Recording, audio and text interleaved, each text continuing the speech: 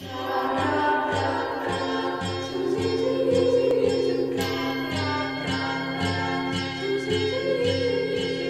é que você chama? Arnaldo.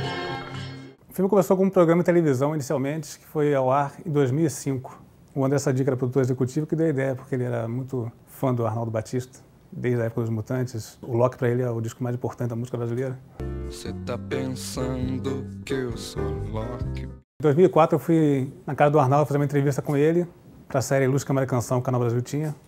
Durante todo o processo de fazer o programa, eu me afundei na história dele, lendo todos os livros possíveis, ouvindo tudo que é música, descobrindo músicas novas. O filme também tem bastante música inédita do Arnaldo. E fiquei impressionado como é que uma pessoa tão importante para a nossa música, uma história tão rica, nunca tinha sido retratada e estava totalmente esquecido do Juiz de Fora. Então, por isso que surgiu a ideia de a gente querer fazer uma história, contar a história dessa pessoa que mudou a música brasileira e até a música mundial, né? Você pode ver no filme que ele é reverenciado lá fora mais até do que grandes astros. Sean Lennon, para ele, o Arnaldo é a maior referência, Kurt Cobain, o Beck. A gente passou o ano 2005 inteiro produzindo o programa, tentando arrumar outras entrevistas, imagens de arquivo. E no final da edição ficou com meia hora, foi muito bem repercutido na mídia para os fãs. E quando acabou, ficou uma frustração muito grande de contar a história do Arnaldo em meia hora apenas, uma história muito rica, que muita coisa foi de fora, muitos fatos e muitas imagens bacanas que a gente tinha arrumado.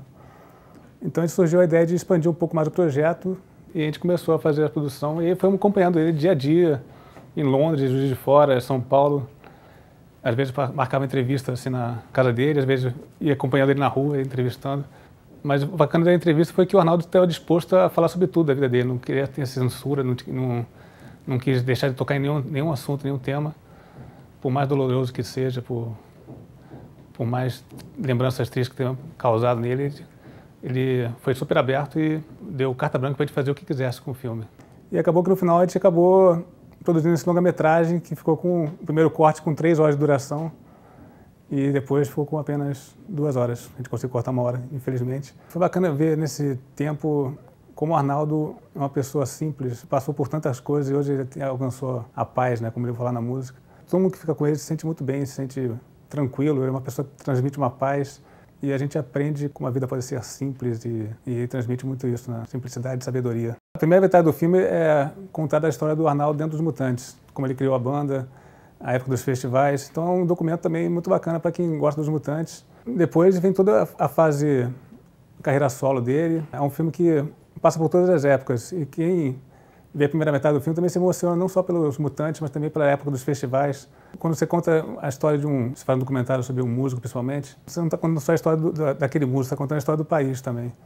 Quando eu comecei a fazer o projeto, a primeira coisa que me veio à cabeça era uma tela em branco, uma tela toda branca que fosse crescendo e visse um cavalete branco, daquela ideia iluminista de que todo homem é uma tela em branco que a sociedade o transforma. Então o Arnaldo, como é pintor também, eu pedi para ele que fizesse uma criação livre sobre a vida dele, sobre todos os passos da vida dele, a infância, os mutantes, os amores, as desilusões. Essa figura feminina aí, inicialmente ele desenhou a Rita Lee, né?